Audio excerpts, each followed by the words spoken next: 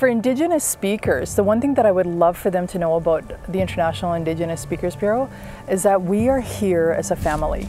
We're here as a family, and we are completely dedicated to trying and elevate their success. So we're not here to take from them, we're here to help bring to them.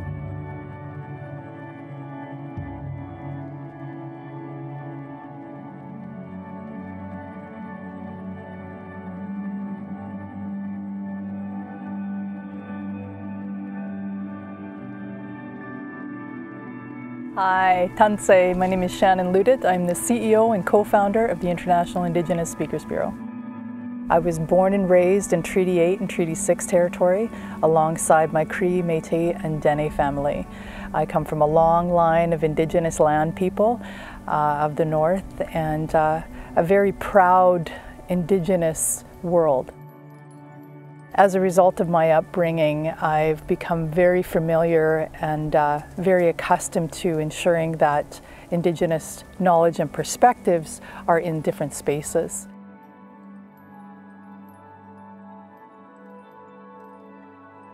The seed for IISB kind of came about that I didn't know at the time was when I worked for a construction company in the North. I was working in administration, and my project manager, when he discovered I was Indigenous and he was non-Indigenous, wanted to share with me a story about something that transformed his perspective in life.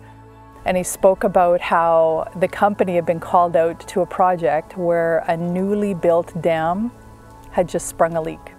He said they were out there for about 7 to 10 days and they were trying everything they could to try and fix this leak. The problem was that in order for them to fix the leak, they actually had to stop the leak.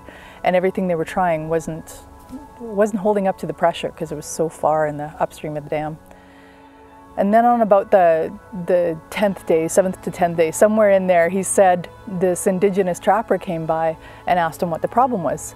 And of course my boss shared with him, you know, that they had this issue and they had to stop this leak so they could fix it.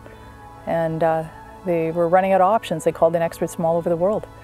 And he said like that, the trapper just looked at him with the most stunned look and said to him, "I could stop that leak for you." And my boss thought, we got experts from all over. What's this guy gonna tell us, right? And so like that, the trapper said, "I could fix that for you in a day. I could stop that leak for you in a day."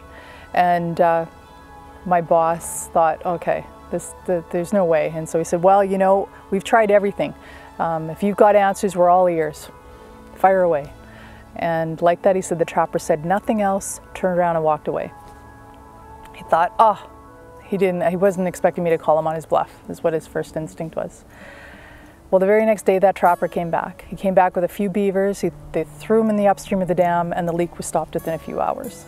It was watching him, his expression and his awe and his reverence that he had for that Indigenous lens that he never had before, and I could see it on his face. And it really made me aware about how Indigenous people, we do see the world differently. And because of that, we have different solutions to provide.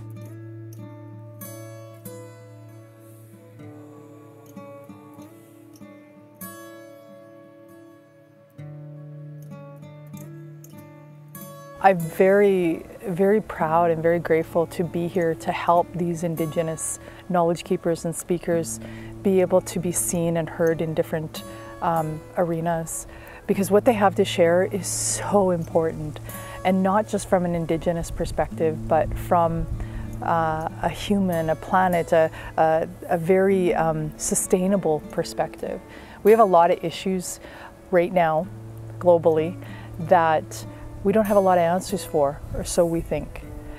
We have a huge resource. The world has a huge resource that I don't think they're aware of, and that is Indigenous people and their knowledge and perspectives. Dr. Fox is one of only a handful of Indigenous geneticists in the world, and he's one of the youngest, and he is the Indigenous geneticist that when he came forward into the world of genetics, he literally transformed it. National Geographic put out a video with Dr. Fox about how they have found the genetic marker for heart disease and gastric cancer from the Indigenous community. And now they can go on to find a cure. And that's what I mean by when I say that when you bring an Indigenous lens and perspective into your boardrooms and into your decision-making spaces, you're really bringing possibilities that you never probably would have even known existed. And that's, Dr. Fox is just one example of so many of what happens just inherently that they bring when they walk into the room. They're bringing forward their ancestors' knowledge, and they're bringing forward their intergenerational experience, and they are the ancestors of our future generations. I think one of the great things that I'm so excited about with IISB right now, here during this time of COVID, is that we're able to create movement in bigger ways than just having presenters in different boardrooms and in different places bringing perspectives, which is huge in itself. We're actually able to work with organizations that are really helping to elevate us to make lasting change. One of the things about Indigenous people is we think in the lines of seven generations ahead of us and seven generations that came before. That's 150 years this way and 150 years that way. That's a 300-year plan opposed to a quarterly, annually, or 5-year report. And because we think in those realms, we ask different questions. And we look for different solutions than what would be in that shorter timeline. And so when we're working with partners right now, they're coming forward asking for guidance of what they can do, but they're not just looking for the moment. They're like, how can we join you now to go forward to make differences for the future? And it's not just about our ancestors, it's about theirs as well. And so they're starting to recognize that, and they're being very willing to allow us to take the lead, to guide them.